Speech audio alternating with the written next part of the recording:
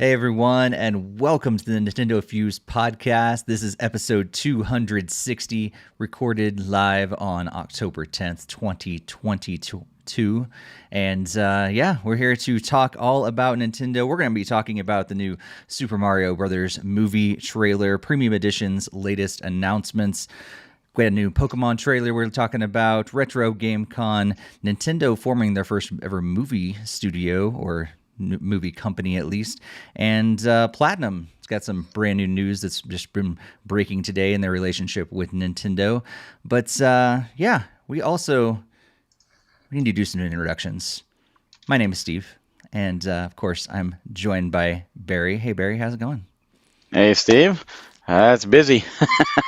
Busy. I'm waiting for time to kick my feet up and relax, and maybe I'll get a chance to do that sometime in 2024. Not even thinking 2023. Nice. No, just keep going. Nice. And hey Greg, how are you doing? Doing pretty well. Just a happy birthday to Barry here. Wait, what? It's someone's birthday? What? Oh, it is. Happy birthday, Barry. Thank you. It's the depressing one. It's one of the depressing birthdays. Look at this. You had this all planned already. I did. It was all ready for you. Yeah. If you're listening to the audio version, you're missing out. Nice. So we're gonna celebrate Barry's birthday, throw him some happy birthday wishes in the chat and the comments as well later on.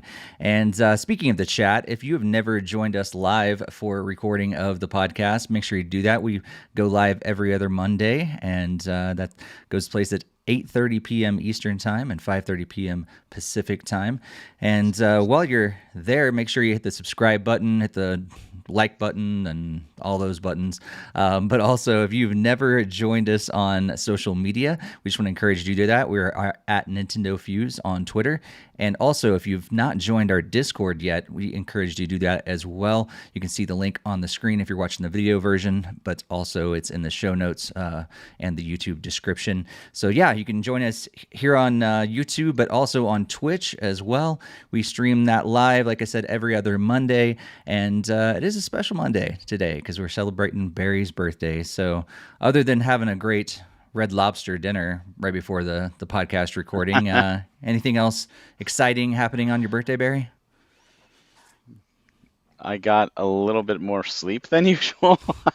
That's good. I'm just trying to relax. It's been a crazy busy weekend, so I'm like, I just need to try and take a day. So I kind of use that as an excuse to slack off a little bit, but then I felt guilty, so I was like, I don't want my wife to unload the car all herself, and I don't want to. I let her help her unpack, and I guess I'll answer an email or two. Nice. I can do that. But and I could be spending time with my wife right now, relaxing, having some good times. But nope, I'm here with all of you because I love you all, and that's why I'm here. Nice. It's funny that I talked to my dad. My dad's birthday was yesterday, and I asked him. I was like, "Hey, how was your birthday so far? What did you do to celebrate?" He's like, "Well, I tried to sleep in, but your mom wouldn't let me." Oh no! But at the same time, he's like, "Yeah, well, I made it to 10." I was like, "Dad, that is sleeping in." He's like, "Yeah, that's sleeping in." I got up at about 8:30 this morning or 9, and I was like, "All right." That works for me because the whole weekend I was up at like 6:37, so I was like, I'll sleep in a little bit. Nice. Well, we got a lot to talk about tonight, but let's kick it off, of course, with what we have been playing. And Barry, we'll go to you first, birthday boy. What have you been playing? I have not been playing as much as I would have liked to have played because it's just been crazy 2 weeks actually. A lot of stuff going on, but I'm still doing Pokemon Unite, doing the daily stuff, and the game we're going to talk about, Haiku the Robot. Played some of that, but the big game I was looking forward to, and last time I was talked about how I should have had the game and I didn't have the game yet, and NAS being weird, so I had to get the game separately the next day from the podcast, which is Legend of Heroes: Trails from Zero. My goal was to finish the game before Retrogamecon, which was this past weekend. So I'm going to give myself like a week and almost 2 weeks. I'm gonna try my best. I love this series, and then everything kept getting in the way. So I got to the close to the end of chapter 3 before I had to leave, and today I finished chapter 3. I'm in the intermission, and it's like, oh man, I want to play more of this, but like life just keeps saying no. So I hope to be finished. My goal now is to have it finished before Mario and Rabbids, so I should be able to do that. That's still 10 days away, and I'm on the back half of the game at this point, so hopefully I should be able to do that. On the PC, I'm still doing Final Fantasy 14, doing like weekly stuff, capping tomes, new updates coming soon. So I have to finish up one of the story elements before that hits. But still loving that game so much. It's just so beautiful, and listening to a lot of the music from it. And on mobile, Mario Kart Tour with its big shakeup. Mario Kart Tour got a huge shakeup for those that don't know. The gacha system is gone. You just buy the character you want now. No more gacha system. And they added battle mode. So there's now battle modes both against computers, and you could do battle mode online. And there's some classic courses in there too. So that was pretty cool. It's not separate though. I was expecting it to be a separate mode. It's just in the tours. One of the races could be a battle mode race. And they extended that to 15 tours. So I'm like, oh, they probably added like 3 tours worth of battle modes in there. So you say battle mode race, so like the bad ones from the first Mario Kart 8? No.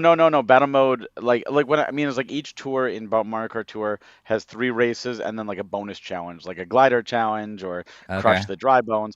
But one of those 3 races instead is replaced with a battle mode, and it is a square or circular arena taken from previous games where you've got items and you know just saying they try to kill them all as 8 people, and there's even a classic item that returned that's only in battle mode. The feather from Super Mario Kart is there.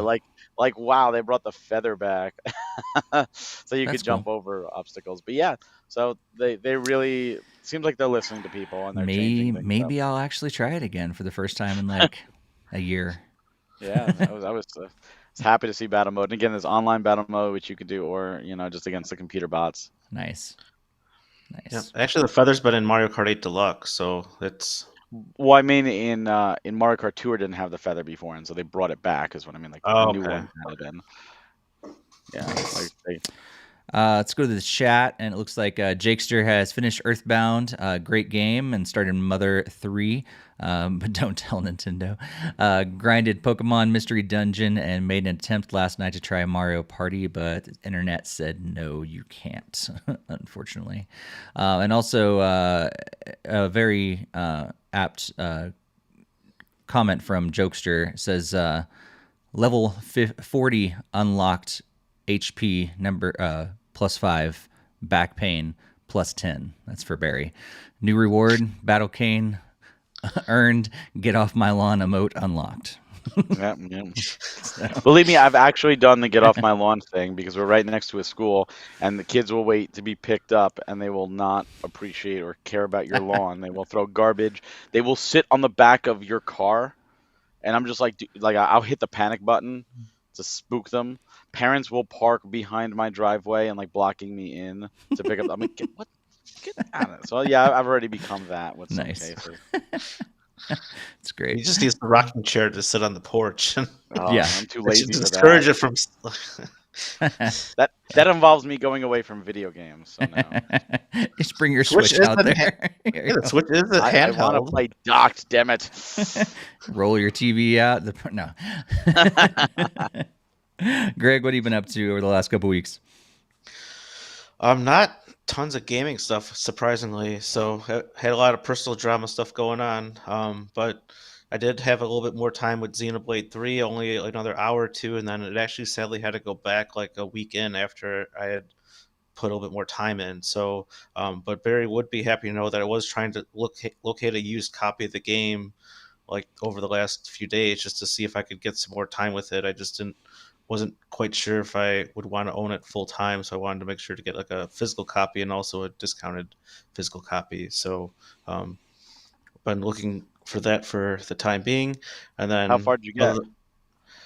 It's pretty much still in the main area. Like I was starting to leave like that area 9 or whatever it was, and then I was doing some of the quests from some of the soldiers that were also in the field, and then I was going further down to the next point, and then at some point around there is where I had to stop. Like I made like a big like U around this canyon thing that because there was like someone else, like another brigade that I had to help, and like they were being attacked or whatever, and somebody was looking for their partner, and so I helped them out.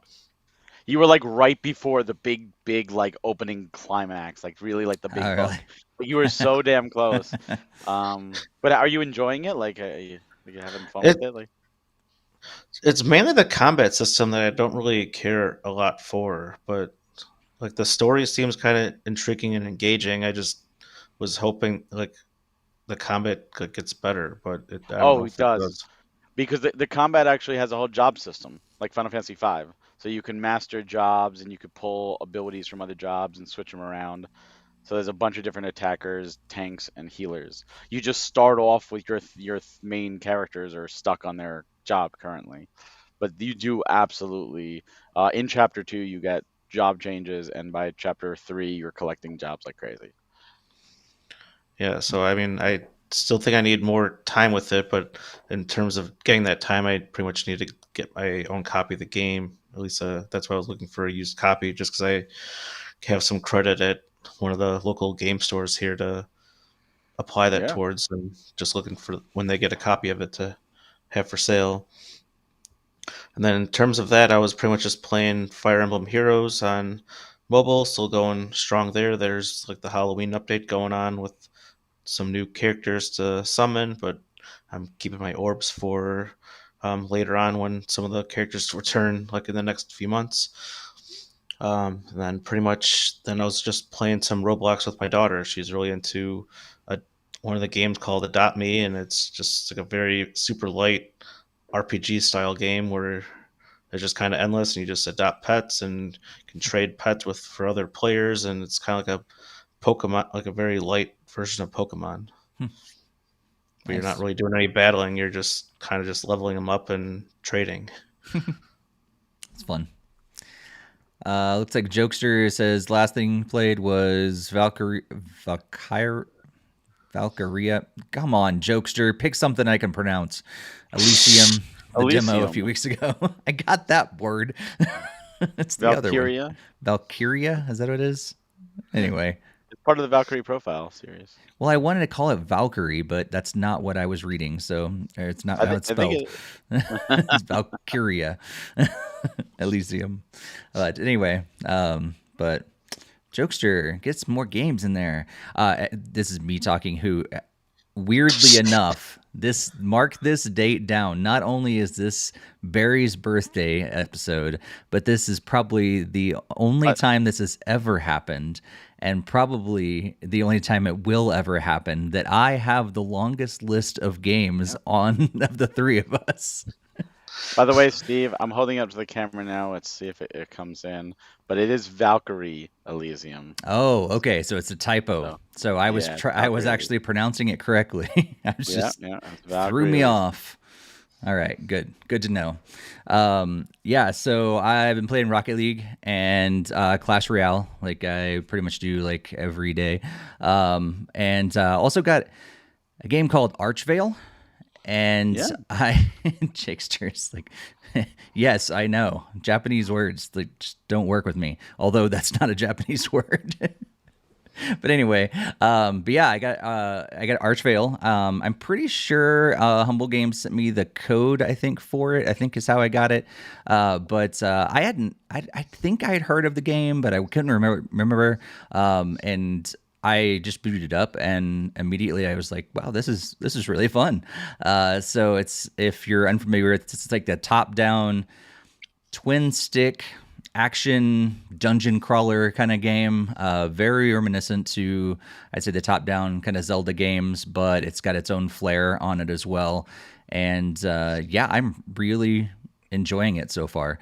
I went from not even really knowing this game existed much to all of a sudden playing it for like several hours one day.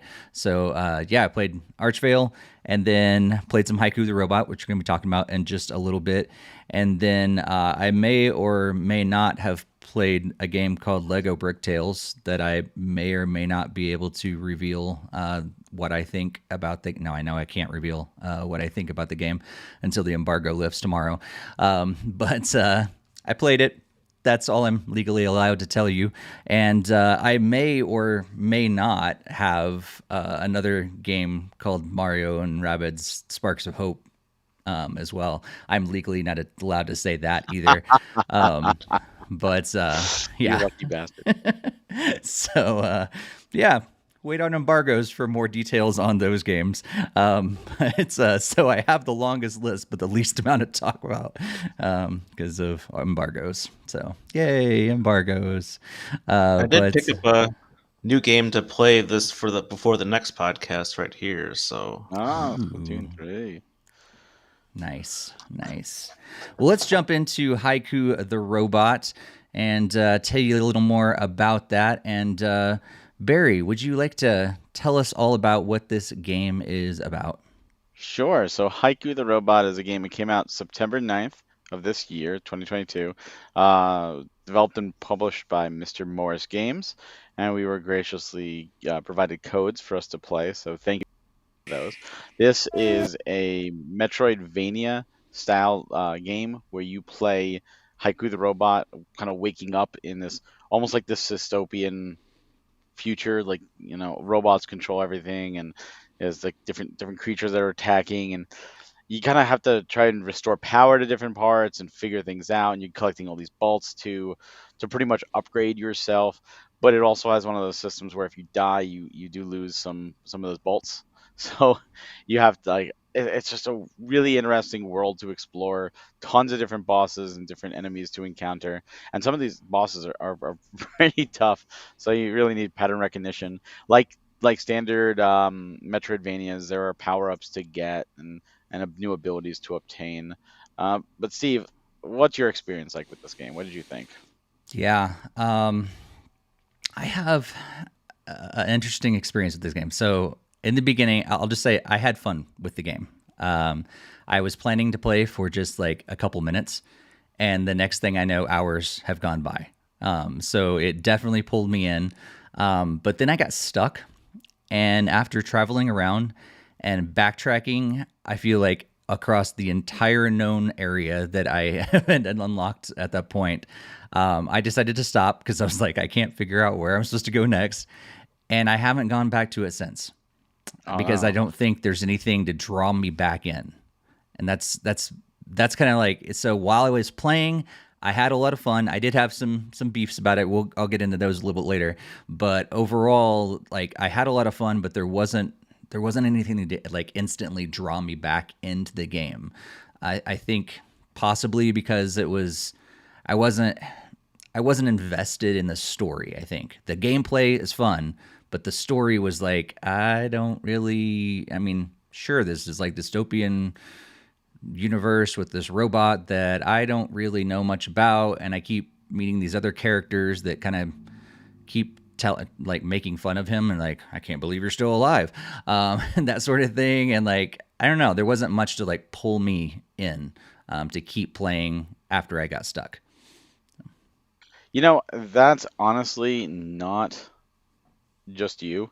I felt the same way. I played a lot of Metroidvanias. It's one of my favorite genres out there. And thinking about that, there are other Metroidvanias that had that slow burn at the start, where it was like not totally invested, and then it gets to that hook point, right? All games have that hook point where it's like, oh, now it's real. Now we're going. We're gonna finish.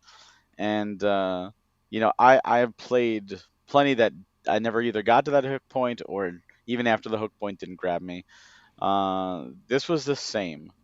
I don't know if I just didn't get to the hook point or it just didn't pull me in enough, and it wasn't that the game was bad, because the game is fun and very well crafted. I got to the first boss. That was the first time I died, was the first boss. and then I had to learn the pattern. It took me a few tries to beat the first boss. Mm. I wish there was like some kind of HP bar. I didn't expect it to switch patterns either. I was like, oh, I got this. I figured this. Oh wait, what? Yeah. No, it switched patterns on me. But then finishing it, I'm like, okay, cool. I'm going to a new area. And I think it was also one of those points where you have like the save points, Mm. and in certain parts, just like Metroid. But I think I was like a far away I went without a save point with Yep. so little health, and then I died, and it was like I just lost like the last 30 minutes of progress, and I was just like, that hook didn't get me.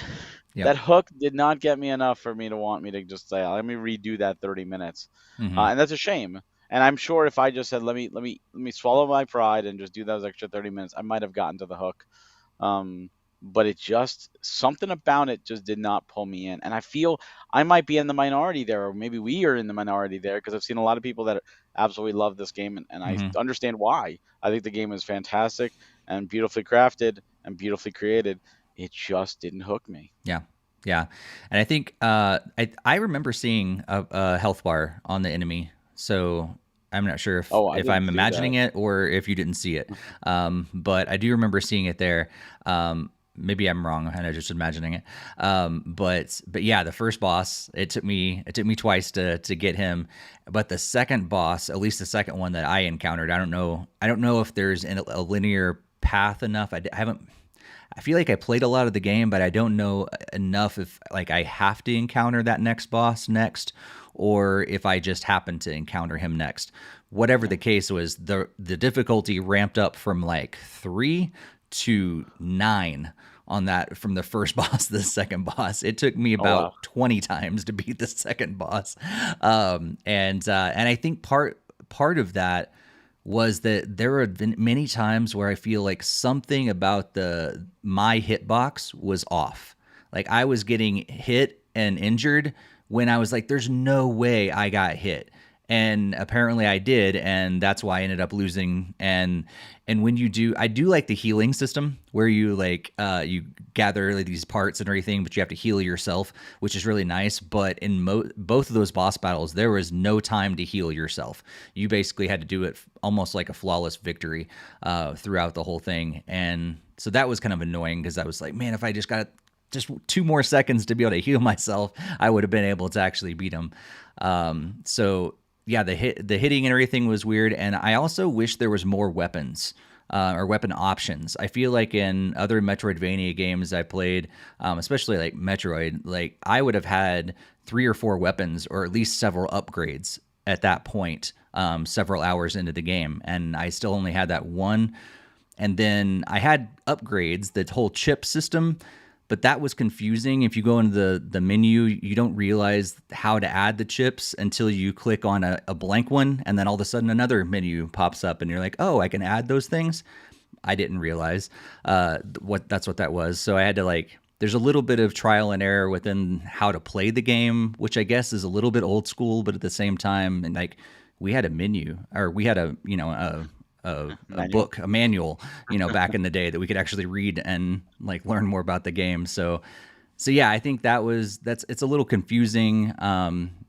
But overall it's still a lot of fun. I had a blast playing it, but like you said, that hook is just wasn't there to pull me back in after I got stuck.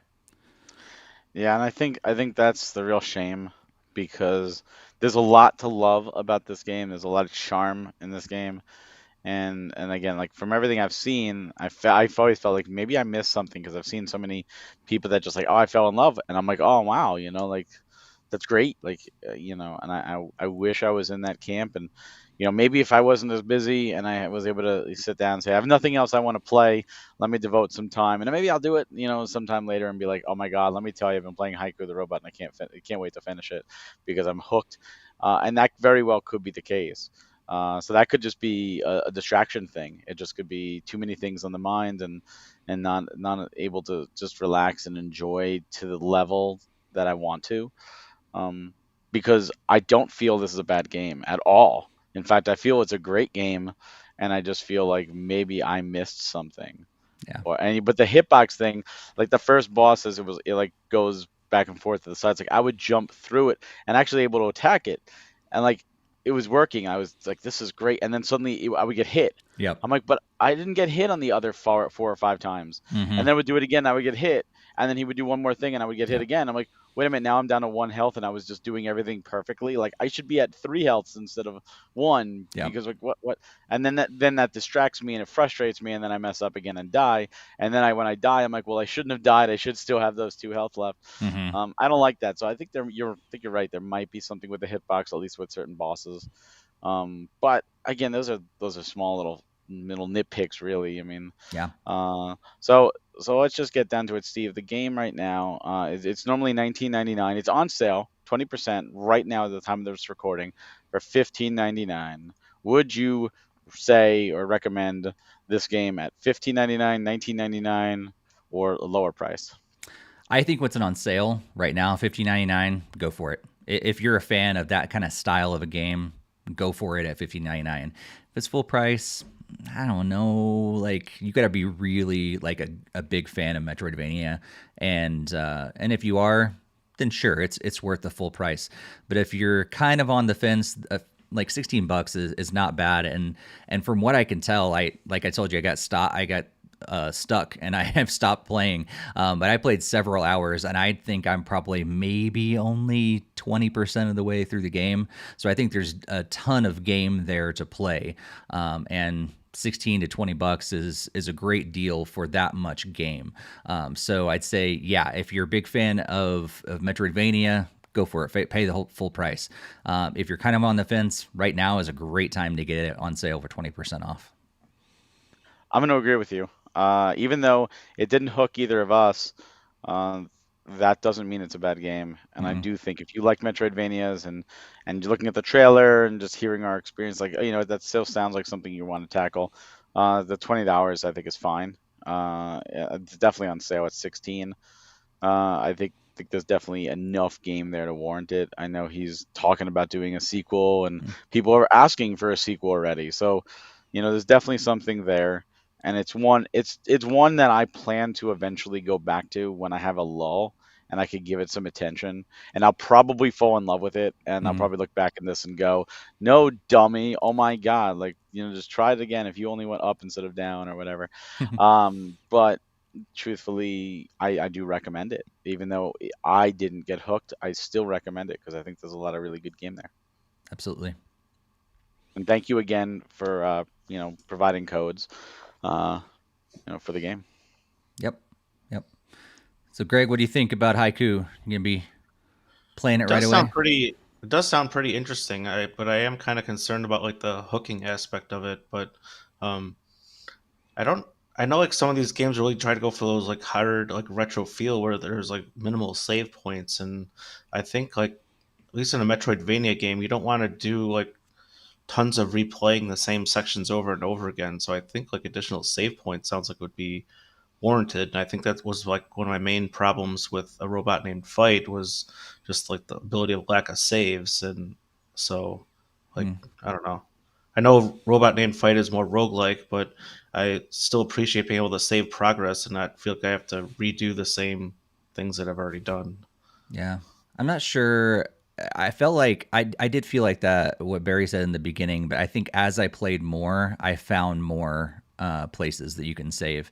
But it was also weird. Like you can only do that ship upgrade thing when you're at a place where you could save as well. Like you can't do that just anywhere. And so that's kind of annoying. And it's not clear what those things are in the beginning either. So I avoided it in the beginning. I was like, I don't want to get attacked by that thing. I'd come to find out that's where I get my life back and it saves it. I was like, oh, never mind. I'm gonna go for it.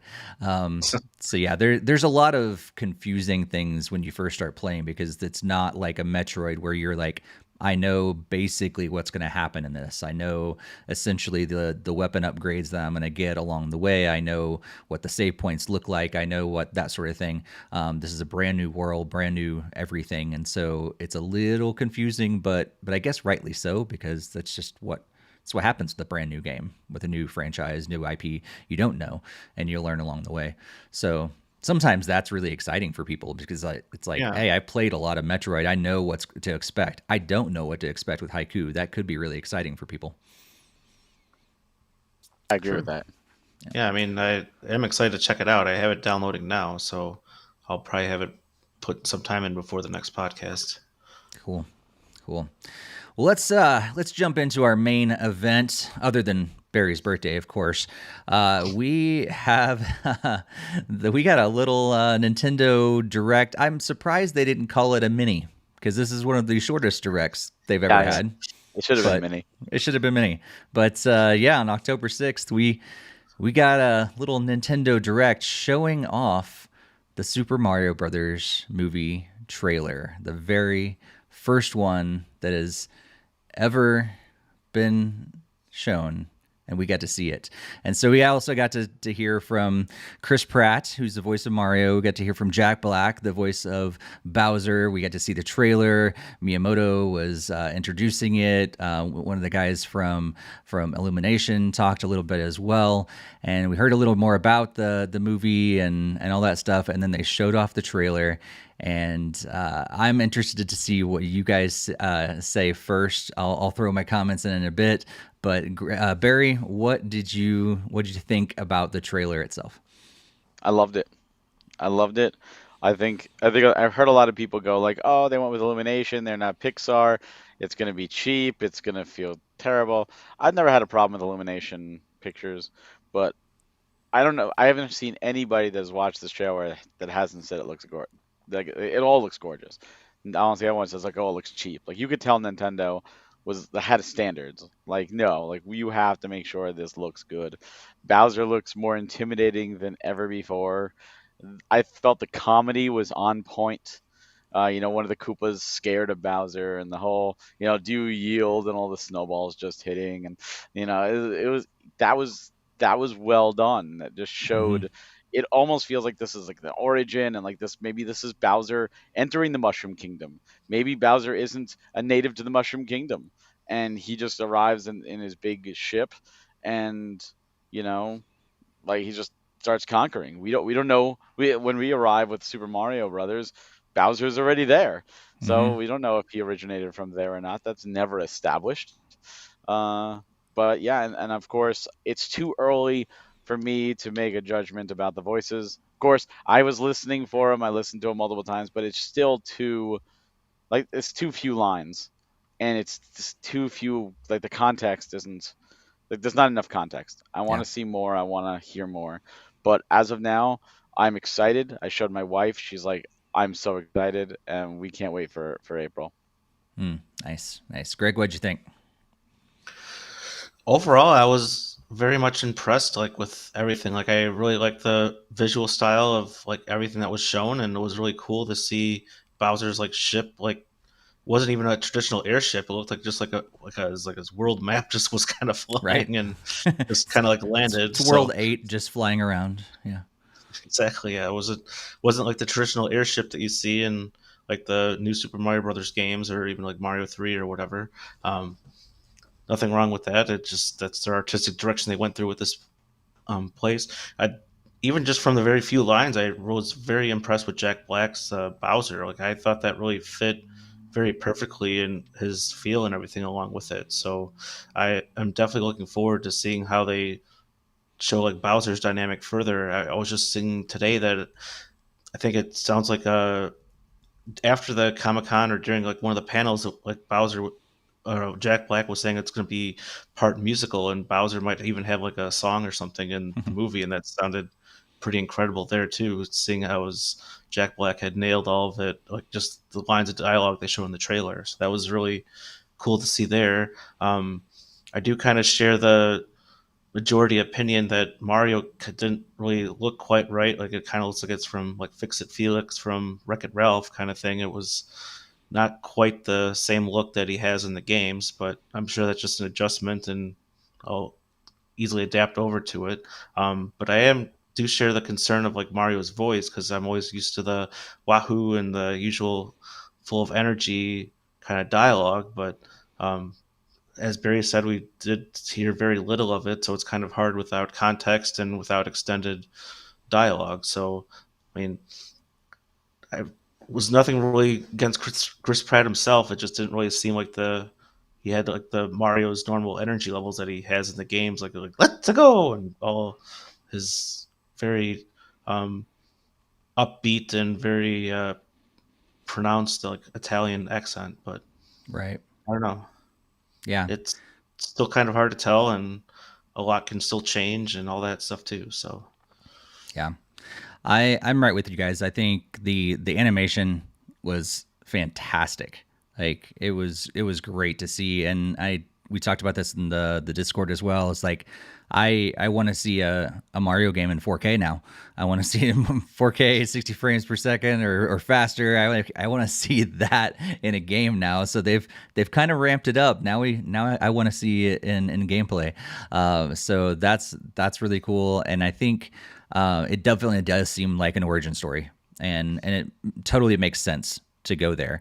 And I think as far as the animation, initially I was kind of a little bit turned off. Somewhat, I was like, there's something different about Mario's face that I'm like, I don't know how I feel about it. And the more I thought about it, and Barry and I were talking too, is like, I think he's meant to look younger, and because it is an origin story. And all of a sudden I was like, oh, if he's looking younger, that's what's off about him, because I'm used to seeing him as like, more like middle-aged man sort of Mario, but this is a little bit younger of a version, and I think it works. If that's the case, then we would possibly see him progressively get older as possible movies come in the future. As far as the voices, I think Jack Black nailed it. I think there's a lot of people are saying that he's going to be the one that carries the movie, which wouldn't really surprise me at all, because he's spot on with that. I think Kamek sounded great. I think Toad sounded pretty good. I think some people were kind of saying different things about Toad, and I was like, I think it sounds great. It's still that high pitched, annoying, but not over the top, where I'm not going to be like annoyed by this movie 10 minutes into it. And I think that's what they also tried to do, was stay away from that kind of a voice for Mario, so that you're not annoyed by Mario's voice 10 minutes into the movie. But at the same time, like, I don't know, like, it sounds like Chris Pratt, like with a slight Brooklyn accent, like barely there. And I just think it's funny, because they said they worked on that accent for so long, and I'm like, really?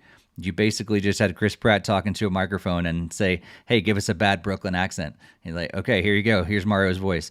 So I don't know. I think, to me, I wonder, like other people have said this too, I wonder if it is their way of testing the waters just a little bit. Could they go back and do some more re-recording if it gets a horrible, horrible reaction, similar to the Sonic movie?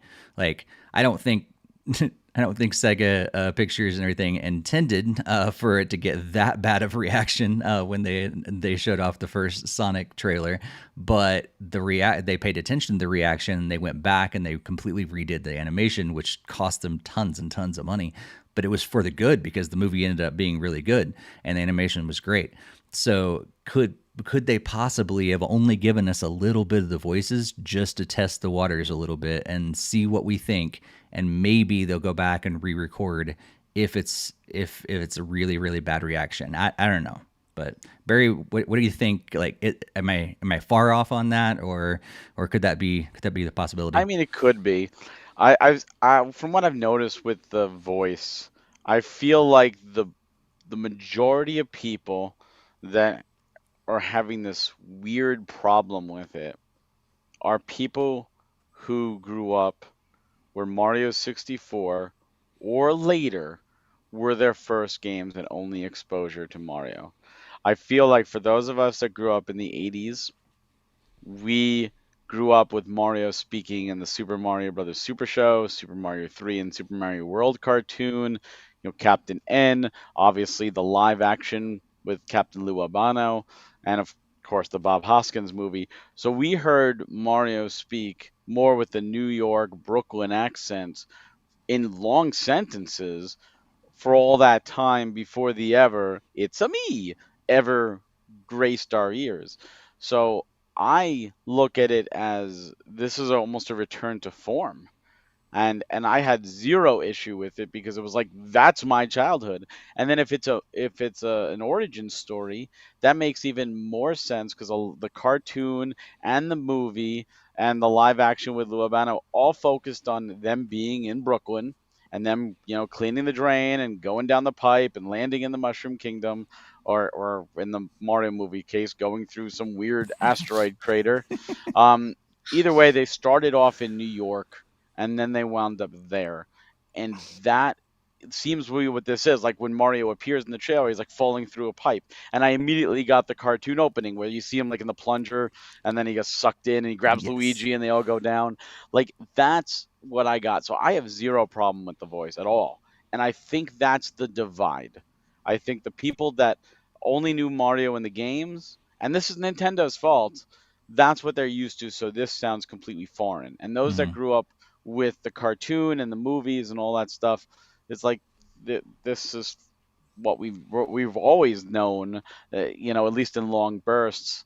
The short burst Charles Martinet is fine, no problem with it, but it almost feels like two different Mario. Hmm. It feels like the origin of Mario in the 80s and the early 90s, and the more modern Mario starting with 96 onwards. So that could be where they're going with it. Could be. Greg, what do you think?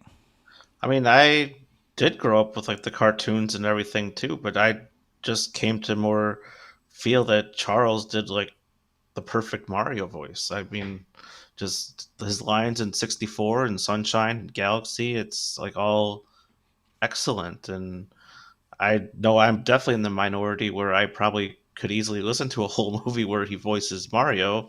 I was at that E3 with Steve and I just heard him reciting lines as in Mario's voice without a problem. That's not wasn't from any games, and I don't know, that to me that just kind of strongly resides with me as like the actual voice of Mario and what Mario ideally would sound like if Mhm. he actually had more legitimate voice lines. I don't know. I mean, Yeah. I don't know if it's just because I'm a huge like Charles Martinet fan and really feel like his voice is solid, but I feel like I could watch a full length movie of him using his voice as Mario, but I don't think I would grow tired of it or find it irritating or repetitive or anything. I just, to me, that just sounds to me like Mario. Yeah. Yeah, and I think there's a way for them to be able to say, "Hey Charles, like you're a gifted, very gifted voice actor. Just tone it down just a little bit." So for the movie, like you can be excited and all that stuff, and you need to be when you're doing the woohoos and all that stuff. But like in normal dialogue, just tone it down, and I guarantee he could have done it, and it would have been okay to listen to through the entire movie. I think the biggest thing for me is like if they only did this to attach a known name to it, I'm annoyed by it because Charles Martinet is a fantastic voice actor and he needs to get like if they put Chris Pratt instead of him, like really like let Martinet do it. But if there's a reason behind it, like what you're saying, Barry, if it's because it's an origin story and they're wanting to tell this slightly different story or whatever, if there's a reason there, I can get behind that, and they better prove that to me in the movie. But if it was just to put a big name behind it instead, that's annoying. So Yeah, I Yeah. mean, I think there's going to be a lot of changes that they're going to have to do. For example, I know people are talking about how like, oh, Mario's butt is shrunk, and that's like a big deal. One of the things that we don't know how they're going to deal with the super mushroom. The super mushroom is Mario's most basic power up ever. Um, but if you play the games, he's small and then he gets big. Well, he's not a midget. So how are right. they going to handle that in this? Like in the trailer, he's a normal sized man. Luigi's going to be taller than him, which is fine. But how are they going to handle the super mushroom? Is he going to actually get bigger? Maybe Mm. that's when he's going to get a little, more pumped up, and maybe his And ass grows out and he gets a he little starts belly. sounding like Charles Martinet. Maybe he start. We don't know how. There's so many information. What power ups are going to be there? I mean, Yeah. we don't know. Yep. That's true. Let's go to the chat real quick. Looks like Jakester is really excited for the movie. Just thinks Jack Black is going to carry it. And then, honestly, if it was me, I'd like to see Blue Sky Studios, the makers of Ice Age and Rio, make the movie instead of Illumination. Doesn't Jokes. Disney own those? I They believe Disney do owns Blue now. Sky. Yeah, Yeah, they yeah. own It's Blue now a Disney property. So They're competing industry or whatever you call it, Actually, studios Blue there. Sky, didn't it get shut down? Didn't Disney like, we don't need another animation studio? I think it It was wouldn't even shut surprise me. down. Yeah, I just know I'm seeing like Ice Age on Disney Plus now. Yeah. Jokester says, watch the movie Mario merch roll on everyone and want to have their games look like this from now on. I'm already there, Jokester. Like, make the next Mario game look like this is what I'm totally on that for sure. And looks like Jakester's okay with Toad. Wants to hear more of Luigi. Yeah, we didn't really hear much, but he sounded like scared Luigi, which, sounds spot on as well. I'm really interested to hear. I don't care about Peach. Peach is gonna be fine. I'm interested to hear Donkey Kong for sure. Yeah, like that's gonna be interesting. Like if we see Donkey Kong the first time and he's smoking a banana, like Seth Rogen, I'd be like, all right, we're doing this. Yeah. Okay. Oh, if he's gonna have the Seth Rogen laugh for sure. Oh yeah. Oh man. Yeah, it looks like yeah, maybe this is Jokester saying maybe this is how the real Mario sounds in real life, but in the games he's just gonna sound different, like Buzz Lightyear. Maybe that's the thing. Like, I think we don't know enough. I just think a lot of people are just unfortunately just not happy with Chris Pratt. It's unfortunately. I think it's possibly because he didn't put a whole lot into it. I think if he sounded different, like Jack Black clearly put a voice on. Like, it's Jack Black, but it's Jack Black rough. It's Jack Black like trying to sound like what he thinks Bowser would sound like. This is basically just Chris Pratt with a slightly bad Brooklyn accent. like put something into it, like, and even like he changed it, like when he's going off at the end, instead of here we go, like off to the Peach's castle, it's like, here we come. It's like, are you even excited, Mario? Like I want an excited Mario that's excited about this adventure. Like, that's the Mario I know and love from the games, that's excited about this adventure, not reluctantly like, I guess I'm gonna go try to see what's going on over there. Like, that's the impression I got. Yeah, I completely share that, and I think that's why I was slightly disappointed in like the voice work that Chris Pratt was doing. I mean, I had no issue with him being selected as the voice, but I was also under the impression that it would actually kind of more sound closer to the Mario that we know and love. But I mean, it's still kind of early, wait to be seen, and that was a very minimal amount of lines that we've heard him speak. So hopefully that's only for that one clip, and maybe it goes expanded further on in other scenes. I have no idea. Yeah. I still think it's weird that they didn't have him retake his opening like intro thing. Like, he couldn't remember the word Koopa, and they didn't have him re-record it at all. Like, they just kept it in, and that, like, he's getting made fun of like all over the internet by gamers. I'm like, man, like, just re-record it. It's in your home. Like, it's fine. Like, this is not just like a like a podcast like us that like no one's gonna watch. This is like the Mario movie trailer. Like, have him re-record it, but they didn't, and he's like stomping Koopas. Like, okay. I did agree with Matt Pat, who said like you could almost see like the buffering like thing over his head, like when he was going over that, and I fully agree. Like, I felt like, what were you gonna say?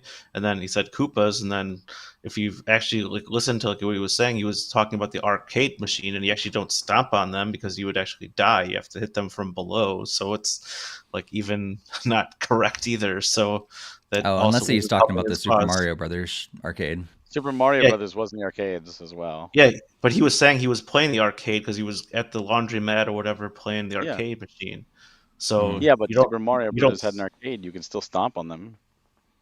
I didn't think that you actually stomp on them. You hit the POW block or whatever, hit them below. That's Mario Brothers. Two different games. Yep. Mario Brothers and Super Mario Brothers are two different games. Both were in the arcades. Okay, I thought there was only one arcade Mario Brothers, but no, the original Super Mario Brothers was in the arcades as well. Yeah, I've played it a bunch of times in the arcades. It's better. It's a better home experience for sure. Yeah. But And then there was it also versus Super Mario Brothers was in the arcade, but I think the mhm, original was also in the arcades too. I yeah, think they both were. yep. Oh.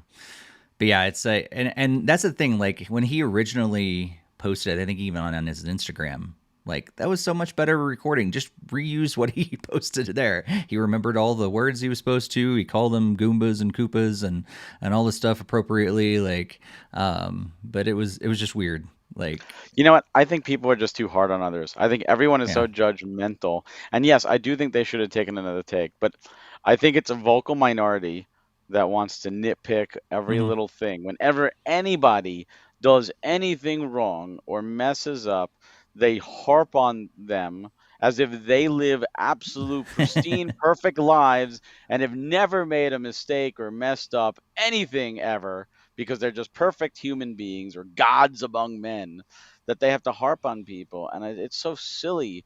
There's a human being. He had to take a second to think.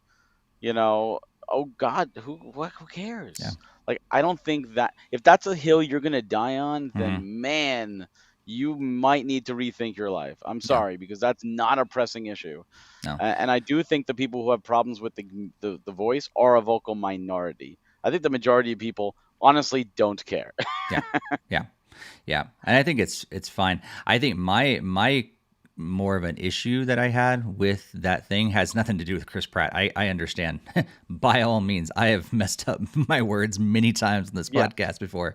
Actually, it has to do with Nintendo. Like I was just surprised they didn't have him re-record it. Like, hey, like we need you to do this another time because their quality, their standard quality is so high that I was just surprised that they didn't have him redo it. The fact like if it was live or whatever and he stumbled over his words, that's totally fine. People are human for sure. I was just surprised Nintendo let it slide. Maybe they didn't hear it. Maybe the person in charge just didn't hear. Or Chris said, "I only have time for one take."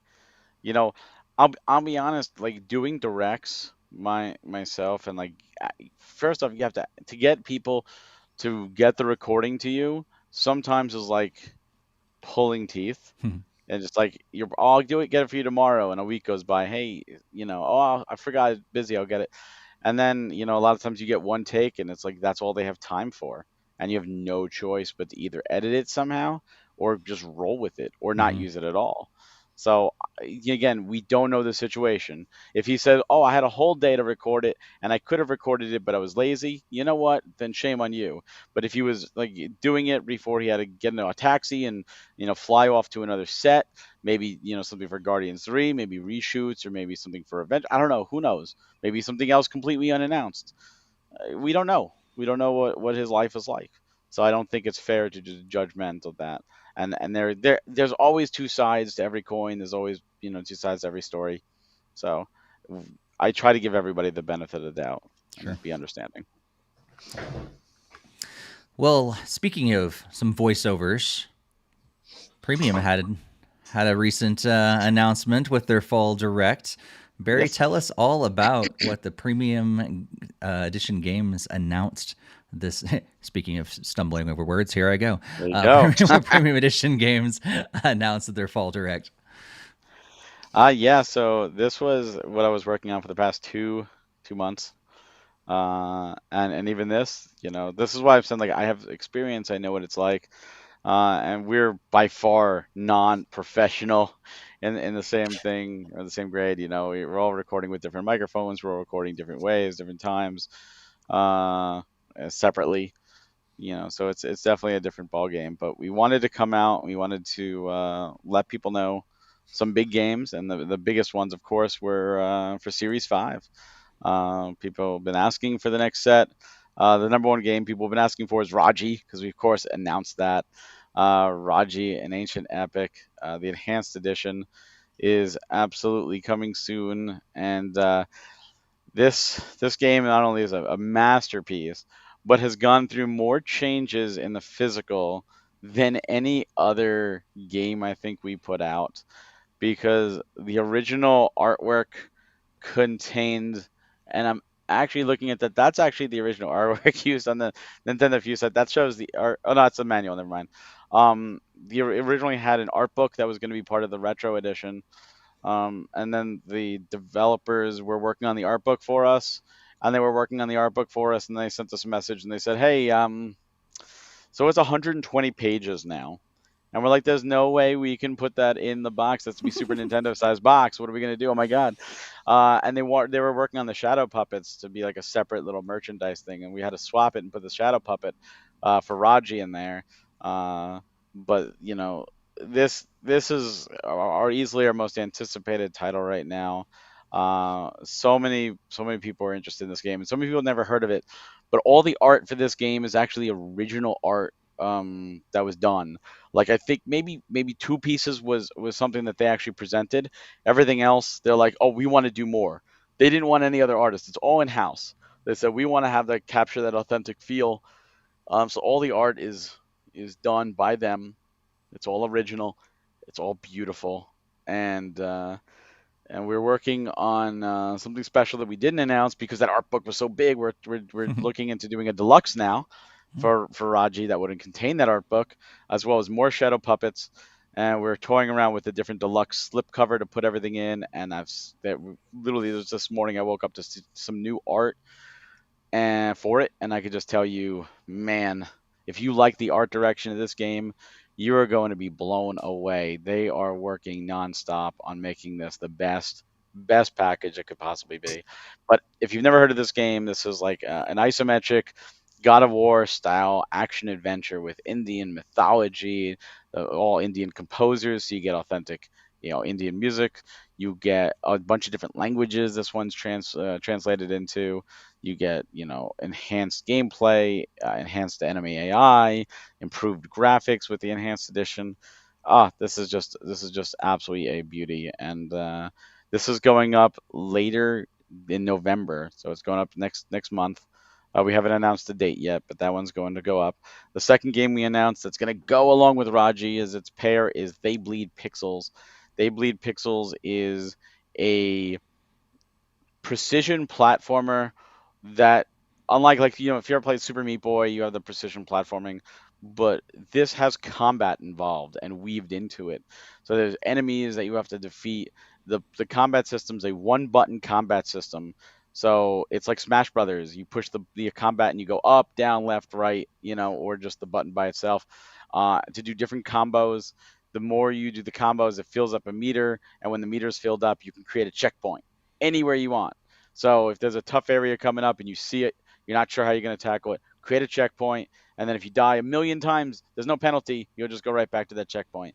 And then you can just keep fighting to build up to another checkpoint.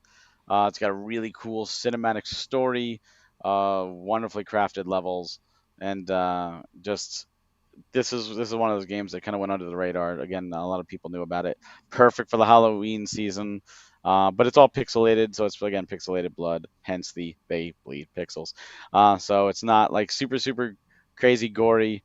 In like the oh my god, this is bad for kids kind of deal. It's just fun. It's really classic arcade fun. Then we announced, in addition to a bunch of updates, we announced a partnership with Screenwave Media and their gaming division, Retroware. The first of those two games we announced was a game called Love 3. And what that is it's another precision platformer. And this is done by Fred Wood, who worked on games like Undertale and Deltarune. And this is simplistic graphics. It's definitely old school Atari, Commodore, Sega Master System style graphics I grew up with. Um, but it's about the platforming. And if you like really good platforming, this has 25 brand new levels to test yourself on, plus over 40 levels from Love 1 and Love 2. It's all the levels of Love 1 and Love 2. So it's really like a trilogy all in one. This is available right now for pre-order. Just both the standards and the retro. The retro, like, there's a lot of art inspiration if you grew up in that era. The slipcover is the Sega Mark III, which was the Master System in America, but that was the Mark III in Japan. The manual is from the Master System. There's a History of Love book that's modeled after Atari 2600. We really just want to play up that nostalgia because that's the era this game looks like it's from, but it plays modern. So if you love platforming games, this is one you definitely do not want to miss.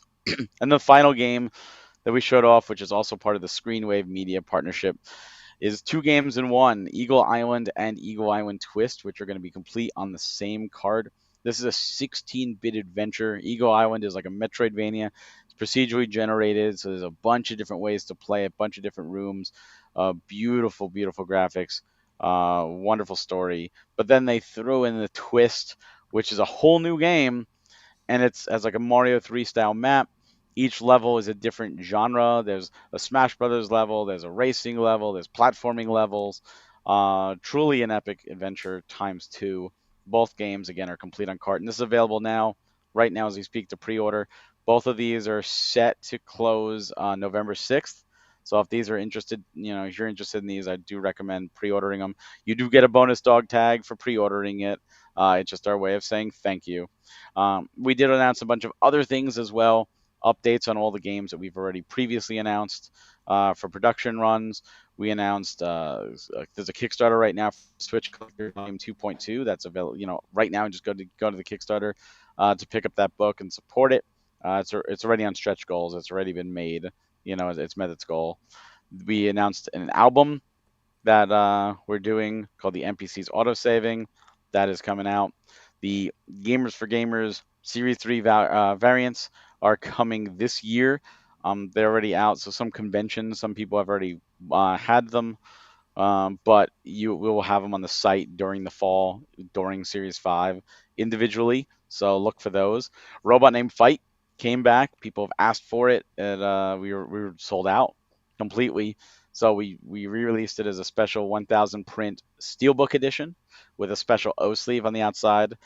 Those are available on the site now. There was only 600 put on the website, and the rest are for conventions and held for damages. And they look awesome.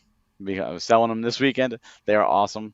And of course, one of our big announcements and the most neutered part of the direct, because I had to cut out 2 to 3 pages of scripts, was the fact that we were announced for PlayStation 4 and 5. We will be doing development. In the original direct, I would have been able to talk about some of those games, but we decided it was enough already. We wanted to hold back that information. We will be reviewing that later on at the end of this year or very early next year, but look forward to that. There's been a lot of people that have wanted PlayStation 4 and PlayStation 5 games. So we're going to do that, but we're going to put our own twist on it, our own style on it. It's not going to be standard. And hopefully everyone really enjoys what we do. Cool. Well, Greg, I know you're a little more insider over on your side, but what do you think about the games? Which ones are you most excited about, I guess, from the announcements?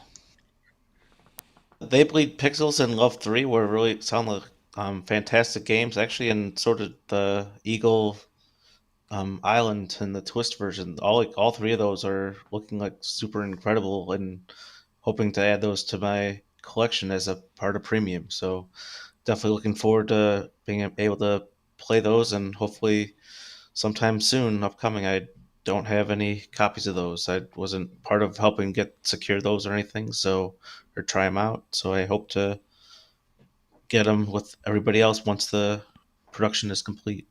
That's cool. Yeah, we had very limited codes on those when they came in. I imagine that. I'm not trying to demand I get every single game or anything.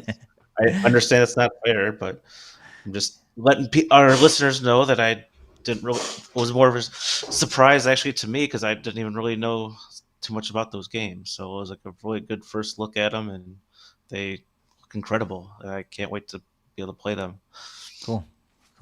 Yeah, I think like I had heard of They Bleed Pixels. I had heard of Love before, but Eagle Island I had not heard of. And as soon as I started seeing it, I was like, dang it, they did it again. They went to a game that I never heard of and they showed it off, and I was like, all right, I'm I'm interested now. So and the fact that like this is like a full other game that's thrown in, another version, and all that stuff. That's really cool.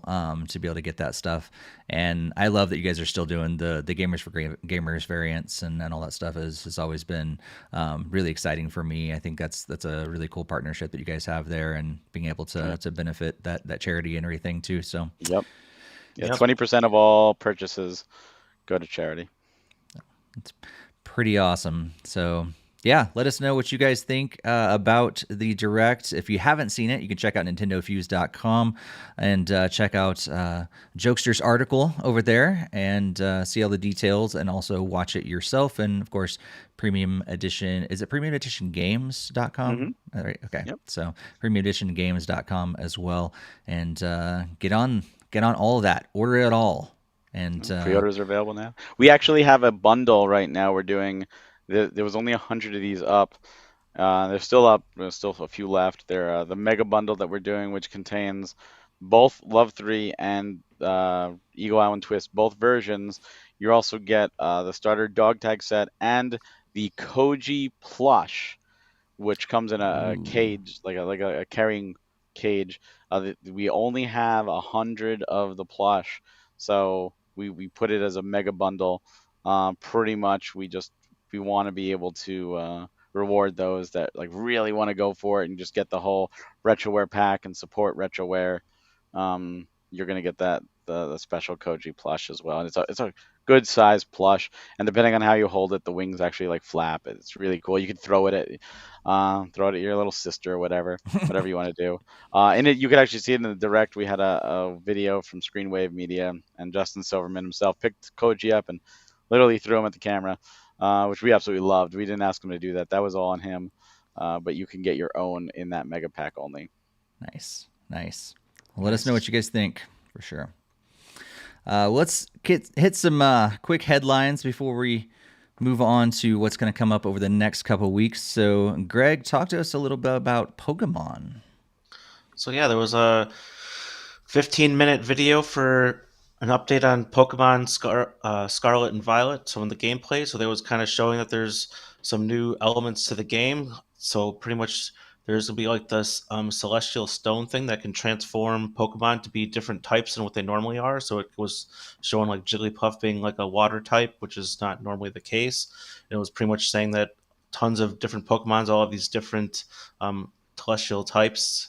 So that's one of the new things that they showed. They also showed there was going to be some auto battle mechanics, so you can just kind of stand there and kind of tell like your Pokemon to go fight off like another Pokemon, and then it'll like auto combat it, and you don't have to go through and do a traditional battles thing. So that's kind of cool there if you're just looking to grind some levels. And then let's see, then I believe then you can also make your own custom moves and stuff and more. So there was pretty much a lot of details kind of showing off about what's possible in the new Pokemon games that come out next month.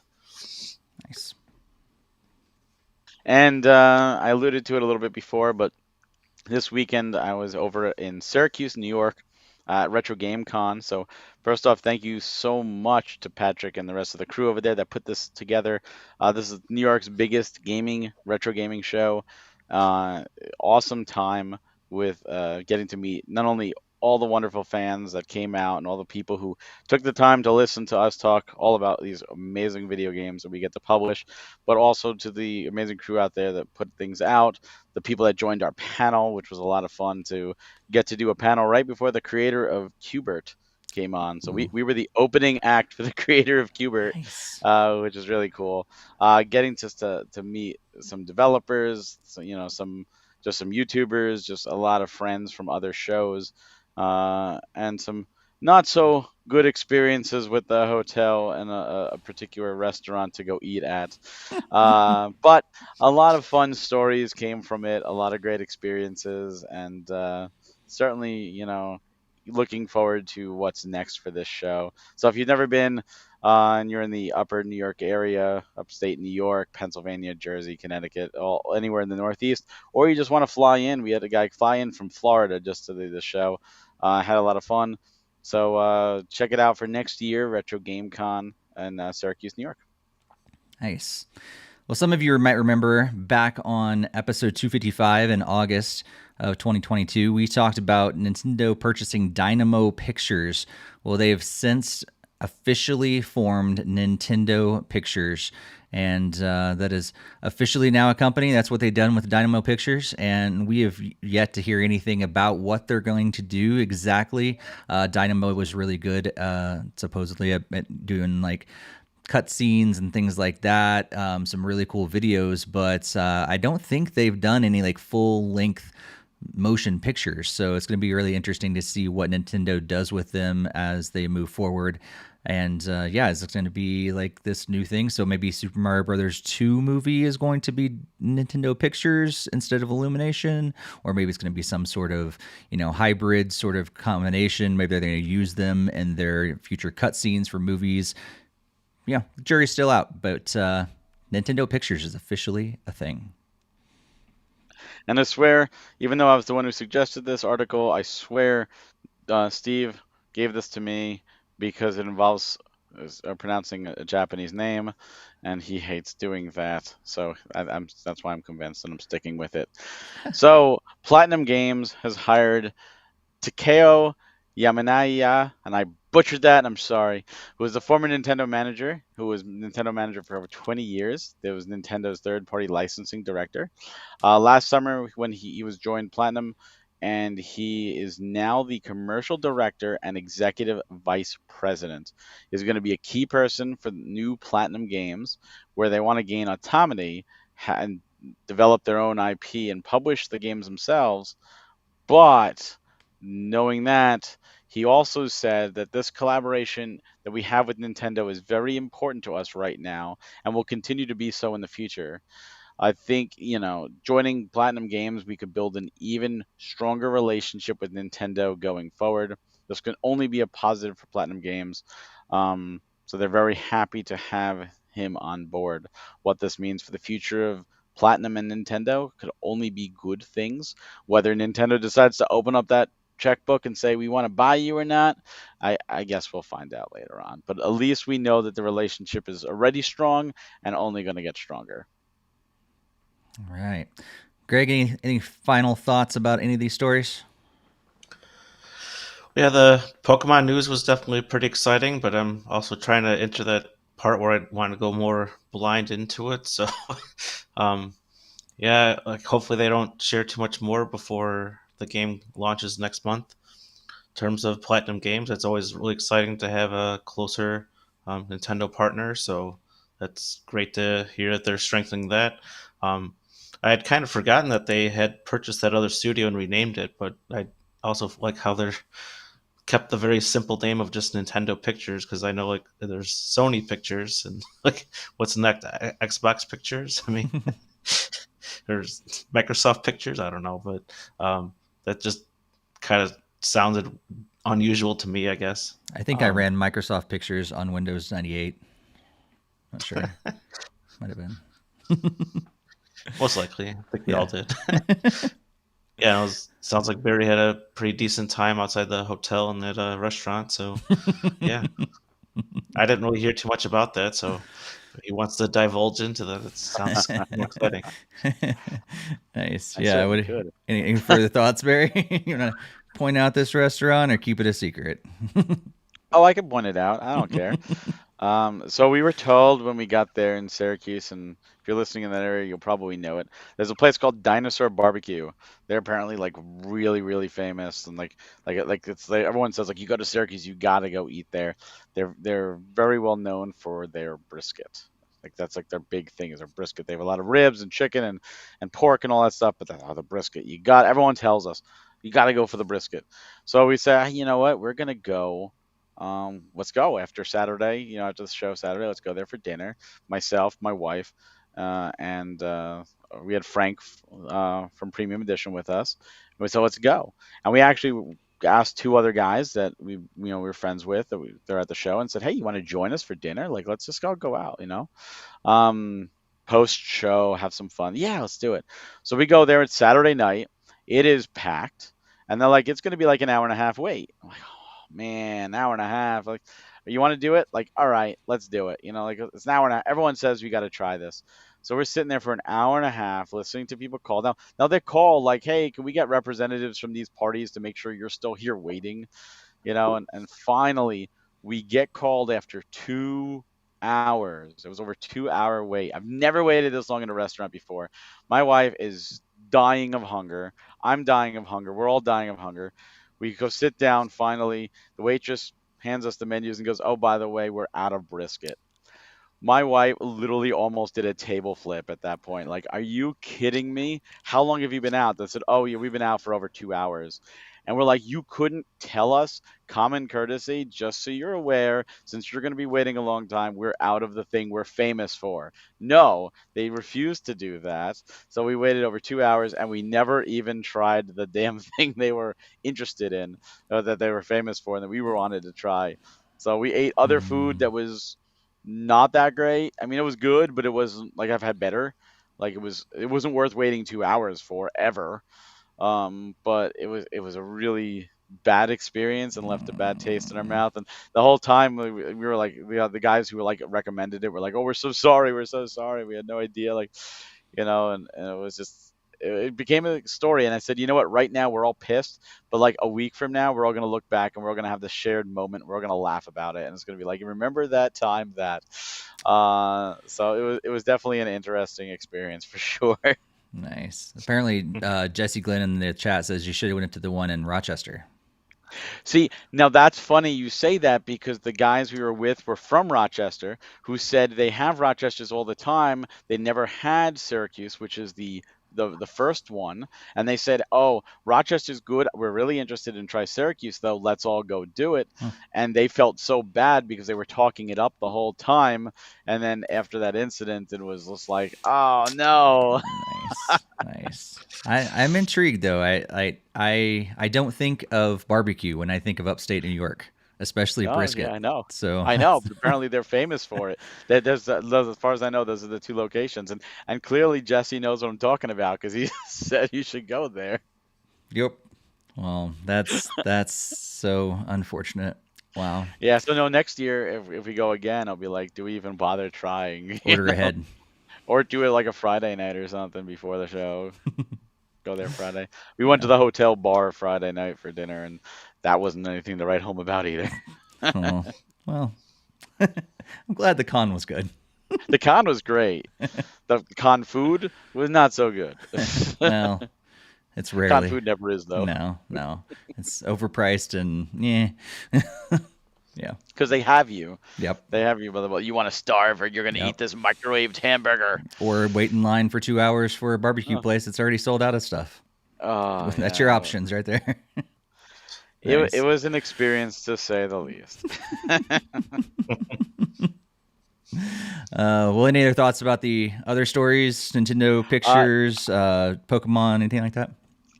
In terms of Pokemon, I'm in the same exact boat as Greg. I didn't even watch this. And I didn't watch it because I'm at that point where I'm already sold in the game. I don't need to know more.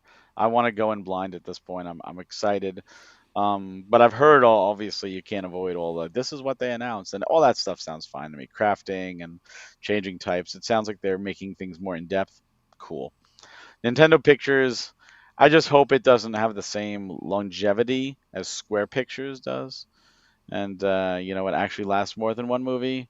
So I guess we'll see. I have high hopes, and I think that's the problem with Nintendo and Nintendo fans, is we all have these impossibly high expectations that it's impossible to meet for every single person. And I just hope the ones that are upset, that vocal minority, don't ruin it for everybody else. Certain things like the Sonic movie, 100% agree. That was a travesty, and thankfully they fixed it. But there's always going to be people who will complain. And Nintendo fans are just, they're either will love everything they do or hate everything that they do, even though they're fans. It's just like a Nintendo Direct. There's always those people, there's nothing for me. This is terrible. 0 out of 5, negative 18 out of 10. This was the worst Direct ever. You see these comments all the time. Meanwhile, everyone else is praising it. You just can't please everybody. I hope they realize that, and they just do the best they can. And as for Platinum, I've been saying Nintendo needs to buy them. I hope this brings the relationship closer. I know that they want to do their own IPs. They want to do more IPs. Astral Chain was their own IP. They wanted to do. Now Nintendo owns that IP. Just I feel like they should just work because I feel like Platinum, when they work with Nintendo, has really big success, and when they work with other companies, not so much. Scalebound never got released. Babylon's Fall was a ginormous, games for service mess that's now being shut down. Nier Automata was great, and that was a few exception, but it didn't set the world on fire. But that was even ported to Switch now, so here we go. Just become part of the family at this point, I say. It's true. Just keep them really, really close. Yeah, Yeah. Welcome to the family, Platinum. exactly. Yeah, I'm. What's that? When you're here, you're family. That's right.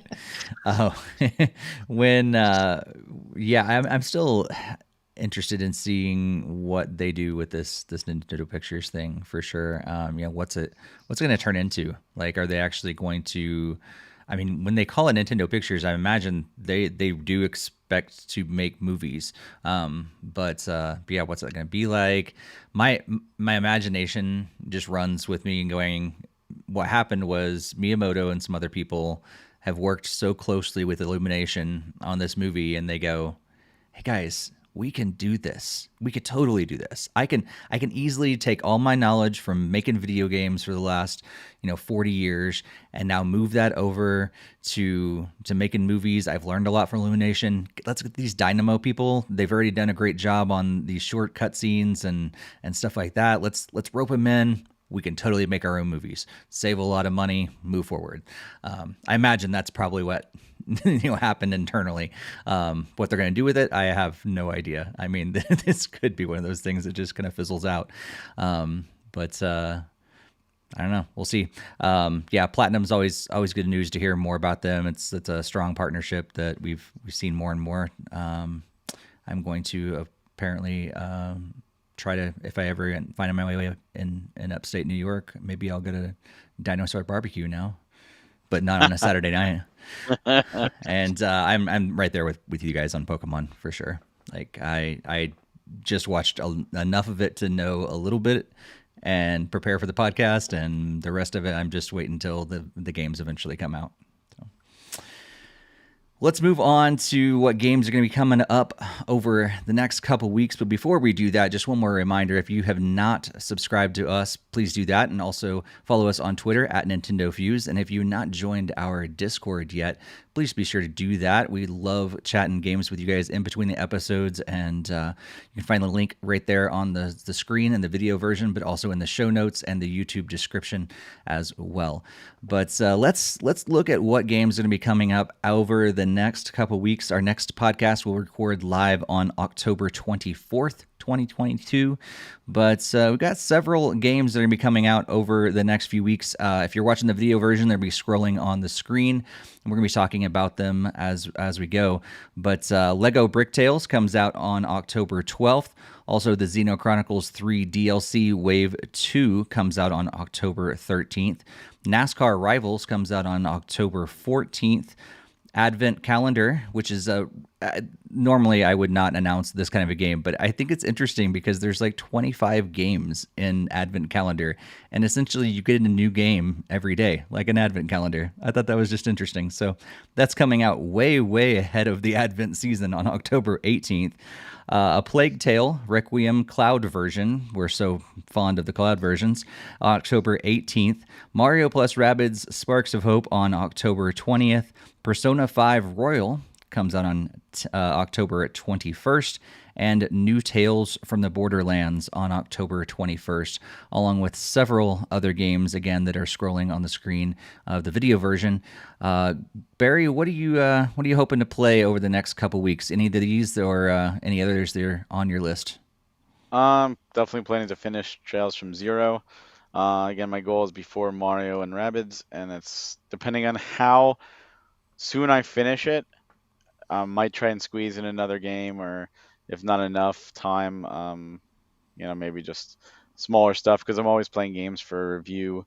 either with us because we have another game to review for our next podcast, as well as for premium to new potential physicals. So I'm always playing smaller, like smaller bites of games where I'm not gonna put it all right in right away, as opposed to these like 100-hour RPG epics that I love so much.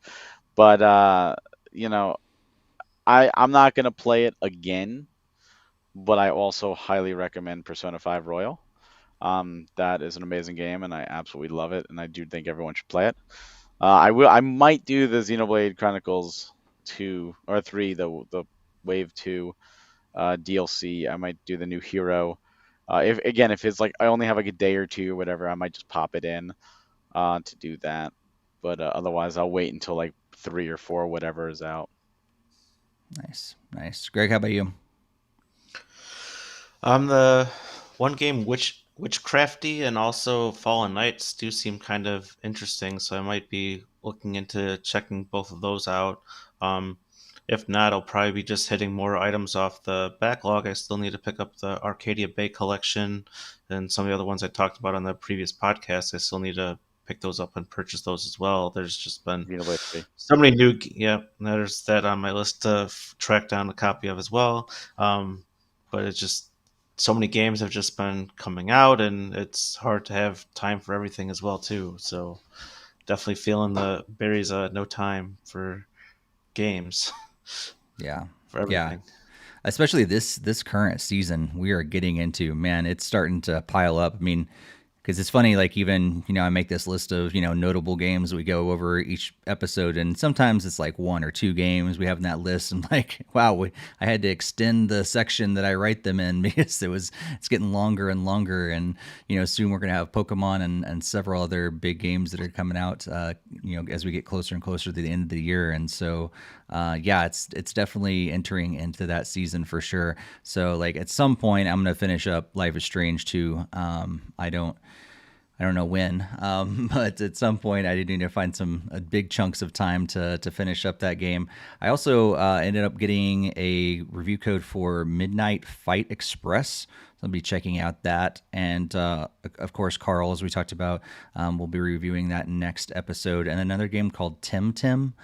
I don't know much about it, but got that code as well. So I'll be checking out those and, probably playing some Mario plus Rabbids Sparks of Hope at some point, maybe tonight. But no, I can't play it tonight. No, there's I don't have that game yet. But yeah.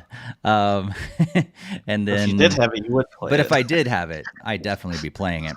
And probably getting some more time in with Lego Brick Tales as well, so I can put that review together for you guys when that embargo goes later this week as well. But yeah, more and more games coming out. I saw Cobra Kai 2 on there as well, because the first game did so well. Got so high reviews. It got awful reviews.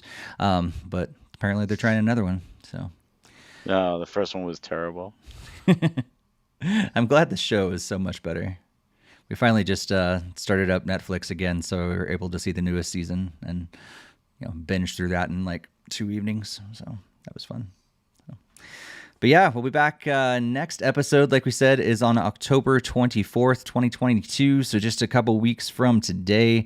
We record these live on every other Monday, 8:30 p.m. Eastern Time and 5:30 p.m. Pacific Time. We'd love to have you guys join the chat so that you can join in the conversation. You are basically our 4th member of the podcast, and we love interacting with you guys throughout the entire episode. So if you've never joined us live, we just encourage you to do that, and you'll be able to see us live on both YouTube and Twitch. And we'd love to have you join in the chat with all those that join us. Some of these guys have been here weekly. I was talking to Jakester the other day. It's like been 13 years straight that he's pretty much tuning in to our chat. So thank you so much, Jakester. If you haven't checked out his Twitch channel, he streams like all the time, pretty much every day, except for the nights that we have the podcast. He takes those nights off so that he can be here with us. And so we're so grateful for Jakester and so many others that are like him, that are just consistently here and just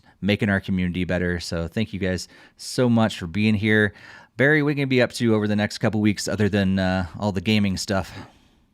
Pretty much gaming stuff. Gonna be set up for a bunch of guest podcast spots. I did a bunch last week. Gonna be looking out for more to let people know about Love 3 and Eagle Island Twist. They Bleed Pixels and Raji because, as I tell people, running customer service, the one email type that I always get that I absolutely do not like is when it's, "Hey, I missed this. Is there any way I could still get it? I wasn't aware that there was a pre-order." And it's like, we're trying to get you to know that there is in fact a pre-order. That's why we want you to know and we want you to sign up because we want to get you guys these games.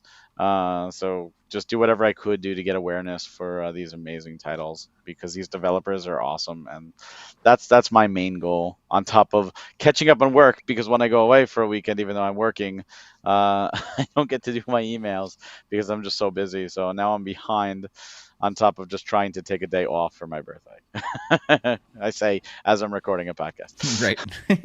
We're very grateful that you Yeah, of you course. put us as a priority on your birthday for sure. Oh yeah, I told you that last 2 weeks ago. Greg, any big plans over the next couple weeks? Not really a whole lot going on, but I will have like a camp out with my daughter, I think like right before our next podcast. So that should be a lot of fun there. So we're going over to a camp in Indiana, that the next state over because I'm in Illinois. So that should be a really fun time with her that weekend. Pretty much, it'll just be pretty much business as normal for me, like just normal work days and everything else going on. Lots of fun games to be checking out and everything else. So that's about it. Cool. Oh, I do also have one more thing. There's going to be another industry talk. We're going to do Ooh. another industry talk. It was been delayed. It was supposed to happen beforehand, but it's been delayed because I don't know why. Honestly, I don't know the reasons. But Play NYC, we do that every year. Yeah. We do our annual talk with Dan Butchko. Playcrafting normally happens in the summer. I emailed him in the summer. Hey, what's going on? Let's get together. Radio silence. Well, now Play NYC is back. It's coming November 5th. It's happening November 5th in New York City. I've been in talks with him. So the plan is to have the recording on Wednesday to do another industry talk. So Steve will be getting that to do a quick edit soon, and we'll get that out there. And hopefully, he's gracious enough to do some more free tickets for everybody. We could do another giveaway. So if we do, we can announce that giveaway during Twitter between these two times, and maybe do the draw on next podcast. So it'll be a little bit shorter notice because unfortunately, this is just the nature of things. But watch out for our socials, subscribe, make sure to check out.